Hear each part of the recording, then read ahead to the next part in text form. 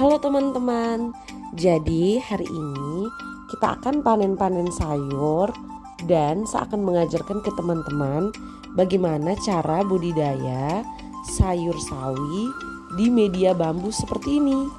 Ayo, let's go. Jadi di sini kita sudah mulai panen. Alat bantu yang saya pakai itu pisau dapur. Kenapa tidak pakai dicabut? Karena menurut saya akar dari tanaman sawi itu bisa dijadikan kompos kembali. Dia tuh bisa kita dengan perlakuan tertentu, misalnya biasa yang saya gunakan itu pakai PGPR dan rumen. Kita semprot kembali di situ sehingga dapat terurai dengan cepat dan dapat dijadi kembali pupuk kompos untuk tanaman yang akan kita tanam berikutnya nanti. Sekarang mari kita lanjut untuk proses panen-panennya.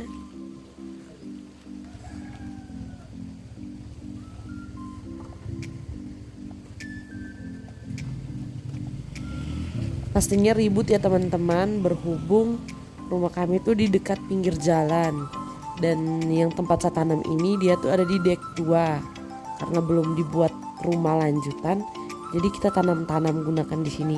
Karena medan rumah kami itu miring dan terjal, jadi pekerangannya itu sulit sekali untuk kita tanam-tanam. Jadi gunakan ya pakai bambu, polybag, kemudian dengan karung-karung sak semen bekas yang bisa kita tanam. Kalau mau gali biasanya tuh batunya tuh sangat-sangat banyak sekali dan besar-besar. Jadi untuk rawat tanamannya tuh biasanya saya laksanakan di pagi hari atau sore hari, karena itu memang waktu luangnya saya tuh biasanya ada di sekitar situ di pagi atau sore. Kemudian teman-teman bisa lihat sendiri kalau pagi itu memang paling hanya cuci muka dan lanjut, bahkan tidak cuci muka, saya langsung rawat tanaman karena itu memang kesukaan dan hobinya saya. Jadi walaupun seperti di atas di video kumal-kumal, tetapi terlalu enjoy dan bahagia sekali begitu kalau ketika kita rawat tanaman. Healing paling dekat tuh ada di pekerangan begitu. Jadi ayo teman-teman, kita manfaatkan pekerangan selain untuk menghilangkan stres, bisa juga untuk mengurangi kita punya pengeluaran di keluarga. Misalnya daripada beli lombok, mendingan kita tanam sendiri. Daripada beli sayur, mendingan kita tanam sendiri.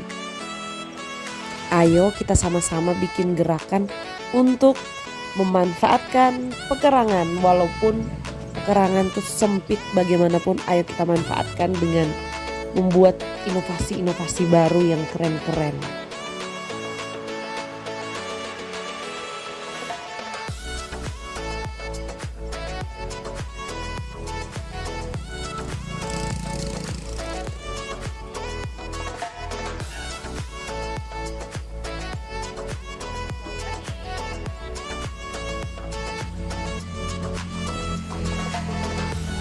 Jadi kita sudah selesai panen, teman-teman bisa lihat sendiri.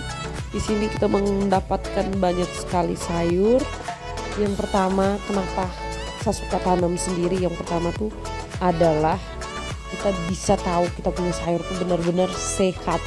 Intinya itu, pertama tuh sehat. Dan yang kedua tadi seperti saya sampaikan bahwa kita mengurangi biaya pengeluaran untuk hal-hal yang sebenarnya tidak perlu dibeli. Kita lanjut, jadi ini tali untuk mengikat sayur tadi. Biasanya ini selain digunakan untuk sayur, biasanya petani di sini gunakan untuk ikat bibit padi.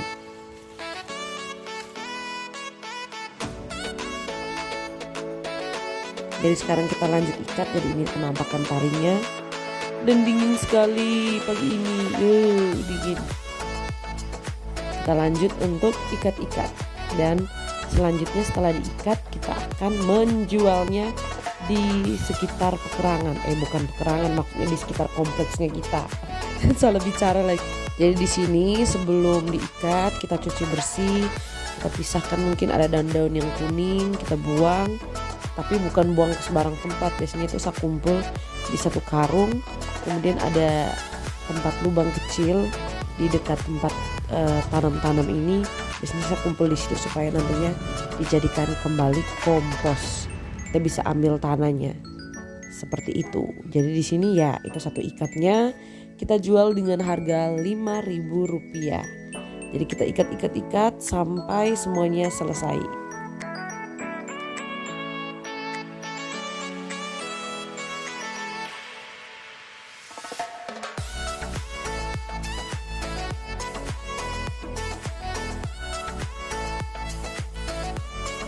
Jadi di sini kita mendapatkan 8 ikat sayur dan ada beberapa yang kita tidak panen supaya untuk kita konsumsi pribadi. Jadi di sini teman-teman bisa lihat sendiri dari kurang lebih ya 10 meter, kurang lebih ya 10 meter kita mendapatkan kurang lebih 8 ikat sayurnya. Mari kita sekarang kita mau jual. Ayo kita jual. Dekat sekali. Yang beli hanya berjarak dari situ ke kita punya rumah ada di situ.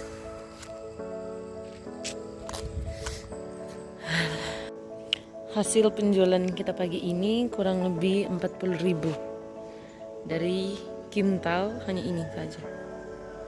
Yang ada di sini teman-teman pasti ingatkan video yang sebelumnya. Di sini ada sawi. Yay. Jadi hari berikutnya kita lanjut untuk persemaian benih lagi untuk kita tanam di tempat yang kita sudah panen. Di sini ada pakcoy, ada lombok varietas bara, ada terong ungu, mustang F1 dengan tomat. Mari kita bikin perlakuan. Biasanya ini tanah yang kita sudah bikin perlakuan kita semprot dengan PGPR dan tanahnya tuh dari pupuk kandang dan sekam padi. Tapi kita biasanya tuh ambil yang warnanya tuh seperti ini teman-teman. Warnanya tuh hitam. Biasanya orang bilang biochar kalau tidak salah. Tapi disitu ada beberapa yang kita angkat sedikit, yaitu yang masih belum hancur. Kenapa? Supaya untuk proses penyaringnya itu lebih bagus. Di sini kita sudah dederkan dan tanahnya kita sudah kasih perlakuan. Kenapa kita harus perlakuan? Supaya dia tuh bisa terhindar dari contohnya misalnya jamur, kemudian bakteri-bakteri yang tidak menguntungkan dalam proses pertumbuhan bibitnya ini. Di sini juga bibitnya itu kita bikin perlakuan untuk semua bibit. Kita perlakuan menggunakan PGPR. Jadi untuk teman-teman yang mau tahu tentang PGPR itu apa, nanti kita usahakan di video selanjutnya kita akan bikin tentang cara pembuatan PGPR. Kenapa? Karena di sini tuh PGPR-nya tuh fungsinya tuh hampir sama dengan yang di anak kecil tuh. Biasanya kalau teman-teman pernah dengar vaksin, kalau vaksin yang di anak kecil tuh untuk menambah kekebalan tubuh anak. Jadi begitupun contohnya PGPR untuk tanaman. Dia tuh membantu proses kekebalan untuk tanaman ini mulai dari dia punya benih. Nah, contoh selain itu tuh banyak sekali manfaatnya. Nah, di sini kita sama-sama dengan kelompok pelopor. Ini produksi kelompok pelopor, kelompok tani yang ada di desa kami. Mereka tuh memproduksi ini PGPR.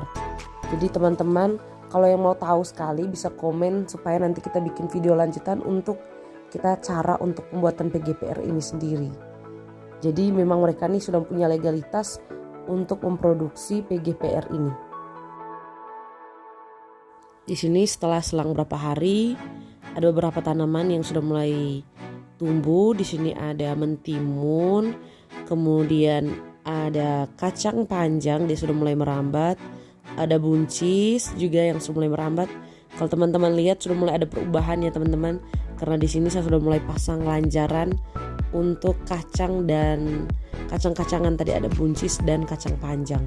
Di sini juga tomat-tomat sudah mulai berbunga banyak. Dan kalau teman-teman lihat video sebelumnya tuh kangkung belum sebesar ini ya teman-teman. Jadi ini perkembangan kangkungnya. Kangkungnya itu ternyata tanam di bambu juga tuh bagus. Di sini percobaan pertama kita dan ini baru-baru sudah pernah tanam sebelum yang akan bikin videonya cara untuk tanam ini. Jadi di sini kita sudah tanam sebagian untuk pakcoynya yang waktu itu kita sudah persemayam. Dan ini perkembangan dari disitu. Ini buncis belum bikin lanjaran lanjutan. Dan di sini ada lombok sementara berbunga dan cantik sekali. Dan tentunya yang kita gunakan di sini tuh pakai pupuk organik. Ada tadi PGPR, kemudian ada bakteri fotosintesis, kemudian sekarang ada lagi yang baru namanya biosaka, teman-teman bisa lihat sendiri. Hijau, merah-merah dan sehat sekali. Di bawah ada mama saya dan ada anjing Badi di bawah. Dan teman-teman lihat sendiri. Pokoknya intinya kalau kita menggunakan organik selain sehat untuk tubuh kita, bisa dijual juga kan seru. Banyak sekali kan. Itu juga ada kolam ikan. Kita piara ikan nila. Itu bakteri fotosintesis. Dan hari ini kita mau lanjut untuk tanam pakcoy di tempat ini. Ini kita akan bikin perlakuan, sudah bikin perlakuan menggunakan tentunya pakai PGPR. Ayo kita lanjut untuk tanam-tanam. Disangka tuh sama menggunakan baju yang sama lagi di video ini. Kita mulai tanam-tanamnya. Dan sebelum tanam kita gembur-gembur tanahnya dulu. Dan tentunya sudah bikin perlakuan pakai PGPR. Teman-teman lihat sendiri yang saya bersihkan itu akarnya. Akar dari sawi yang waktu itu kita panen. Di situ akarnya itu sangat lunak sekali dan sudah hancur. Jadi kita tidak perlu tambah lagi pupuk-pupuk yang lain karena memang akar tadi itu dia sudah hancur dan jadi tanah, dan itu tuh kompos yang baik juga untuk tanaman yang akan kita tanam di sini, yaitu pakcoy. Mari kita lanjut ke proses berikutnya. Di sini selanjutnya kita ambil bibit yang sudah jadi. Di sini teman-teman bisa lihat ada yang cabut saja, itu tuh tidak bagus karena tidak baik, tidak disarankan untuk seperti itu. Tetapi cara yang baik adalah dengan mencongkelnya dengan seisi tanah sedikit. Sebenarnya memang tidak masalah kita seperti yang pertama tadi dicabut saja. Tetapi ketika penyiramannya tuh tanahnya tuh harus benar-benar lembab.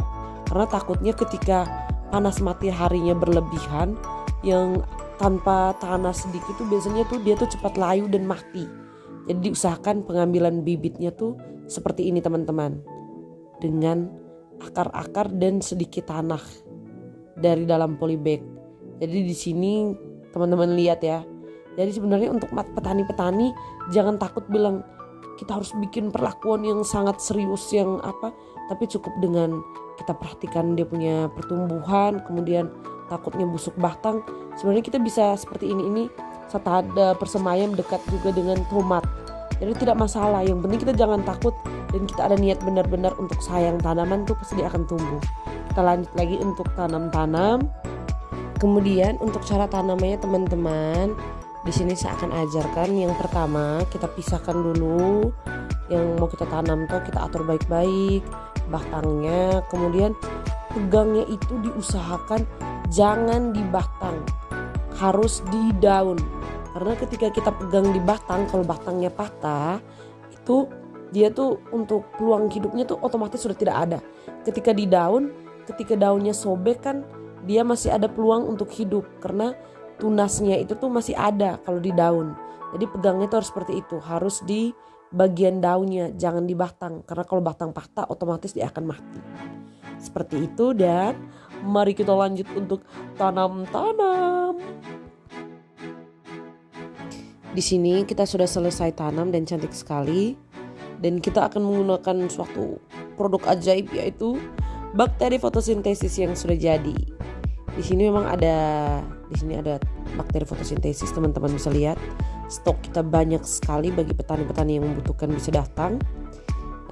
Untuk cara penggunaannya sendiri sebenarnya 200 sampai 250 ml itu kita bisa satu tangki.